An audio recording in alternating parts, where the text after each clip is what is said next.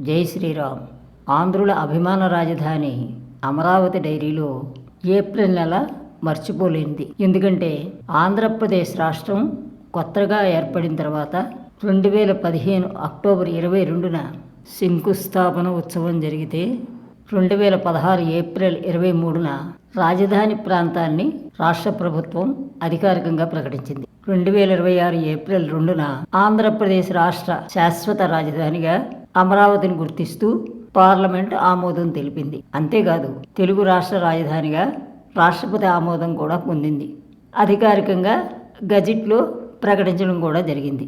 ఇది ఏప్రిల్ నెలకి అమరావతికి ఉన్న అనుబంధం.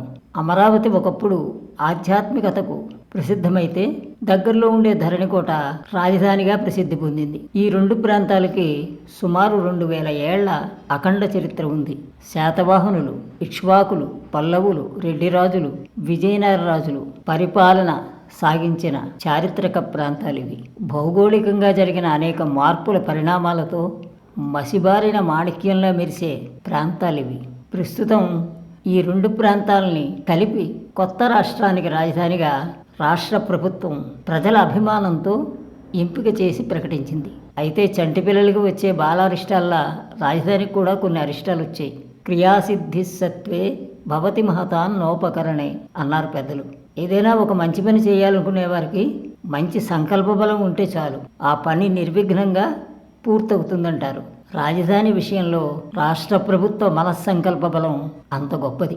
ఎన్ని అడ్డంకులు కష్టనష్టాలు వచ్చినా రాష్ట్ర ప్రజలు, నాయకుల అభిమానంతో, కేంద్ర ప్రభుత్వ సహాయ సహకారాలతో రాష్ట్ర ప్రజల రాజధాని కోరిక నెరవేర్చింది. చారిత్రక అమరావతిని రాజధాని చేసింది. రాజధాని విషయంలో రాష్ట్ర ప్రభుత్వం చేసిన కృషి అనన్య సామాన్యమైంది. రాష్ట్ర ప్రజలంతా ప్రభుత్వాన్ని ప్రశంసించదగ్గది. ఇవేవో అతిశయోక్తికో కేంద్ర రాష్ట్ర ప్రభుత్వాల మీద ఉండే అభిమానంతో చెప్పే మాటలు కావు, యథార్థ విషయాలు.